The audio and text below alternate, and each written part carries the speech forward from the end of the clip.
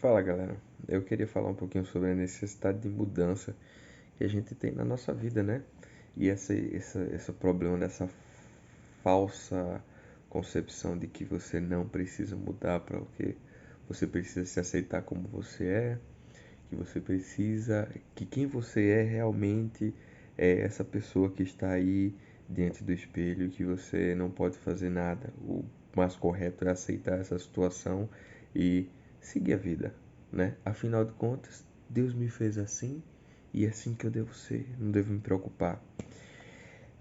Isso é um problema porque é o seguinte, olha, a própria literatura, as próprias artes mostram pra gente que é necessário um passo adiante, que é necessária a mudança, mesmo que a mudança não parta de você e a gente vê isso, vou usar a literatura como exemplo, né?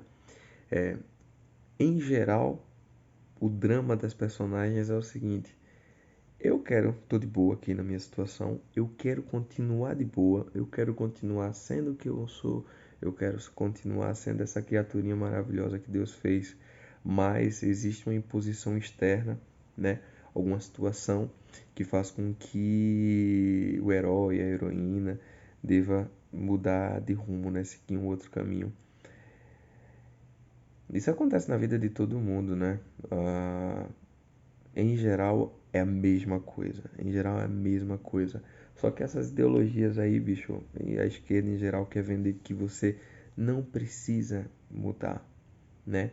E faz o caminho inverso, em vez de serem as próprias situações da vida e a sociedade que te movem e que te impulsionam para um outro caminho, para um caminho de mudança, é elas mesmas que buscam te agradar, te aninhar nessa situação, te deixar confortável com uma situação que é humanamente desconfortável, né?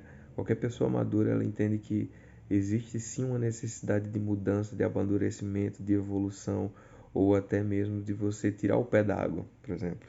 Às vezes a mudança é um passo para trás, às vezes é um retorno à origem, e isso é extremamente necessário, é extremamente danoso quando você não entende isso. Você pega, por exemplo, a Odisseu de Homero. Odisseu tem esse ponto também da mudança e impelida por forças exteriores, né? Ali na Odisseia você vai ver, são os deuses, são os monstros, são outras criaturas. é, Em geral são entidades mágicas, né? As divindades que acabam transmigrando Odisseu para um lugar que ele não queria, para uma missão que ele não queria. Em geral, é isso que acontece, né?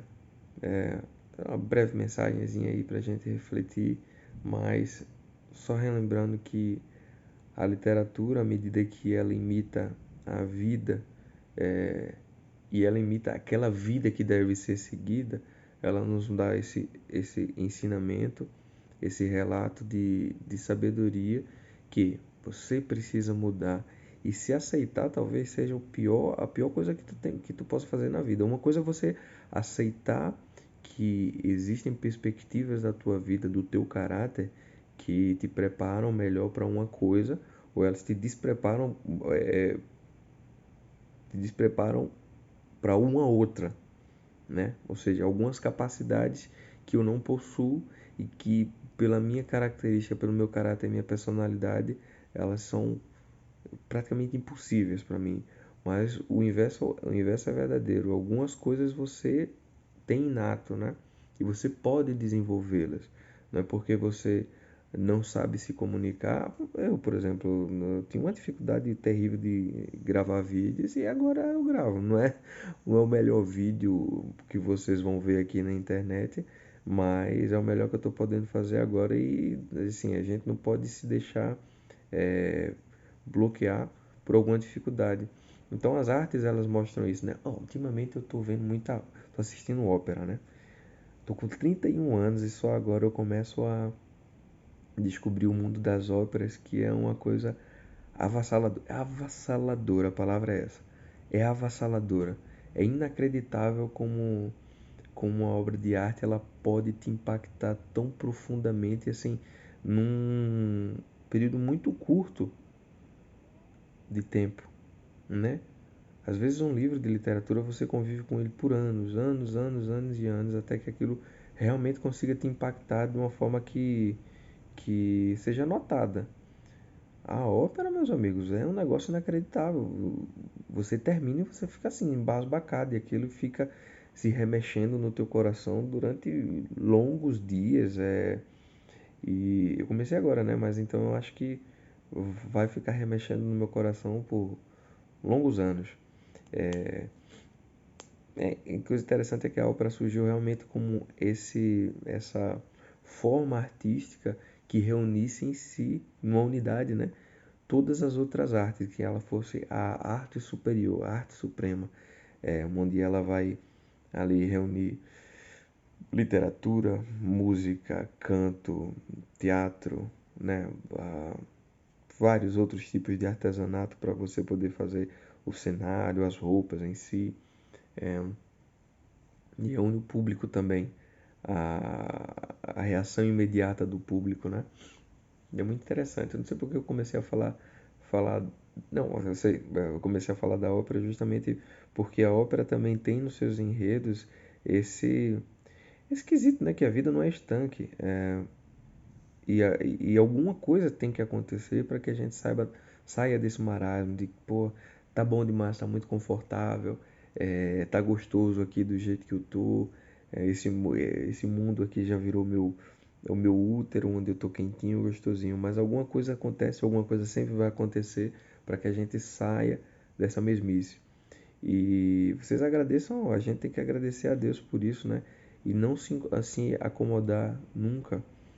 Até no processo de criação literária, que vocês sabem que eu escrevo, então eu tive esse processo literário que foi a construção, a feitura do primeiro livro, né, que é o Que Choram os Mortos, que já está publicado. Aí eu escrevi um outro, e é uma mudança, né? Eu escrevi um outro livro eu já publiquei um outro conto dele, que é um livro de contos também, mas de contos completamente diferentes desse mais dramático, que é o Que Choram os Mortos. É, e é uma mudança, você tem que sair da tua zona de conforto. E depois eu fui sair para uma outra ainda, que é o romance. O romance está pronto, né? Bom, falta uma última revisão, procurar editor, alguma coisa assim. Não sei o que é que vai acontecer daqui para frente, mas é um processo diferente também. Você parte para uma perspectiva diferente, né? Um posicionamento de narrador, de personagem, de escritor diferente. Aí esse romance finalizado, eu estou escrevendo uma novela que é assim completamente diferente de tudo isso que eu escrevi até agora. E pô, parte do aprendizado humano, eu digo até artístico, tem esse processo também, tem esse percurso de mudança, de você sair daquilo que você já está confortável. Por exemplo, romance, contos, novelas, algo que eu fico confortável, né? Por mais desafiador que seja. E aí você começa a ver esculturas, pinturas, música clássica, ópera. Tudo isso é uma linguagem diferente que vai te exigir mais da tua capacidade intelectual para que tu realmente entenda uma nova arte, porque é sempre um processo iniciático. Não sei se vocês já repararam isso, mas toda vez que você vai descobrir uma coisa nova, e nas artes os símbolos têm isso, né? É um processo iniciático. No começo você não entende muita coisa, ou quase nada, depois você passa a entender e daqui a pouco você compreende a diferença dos símbolos e o significado desses símbolos.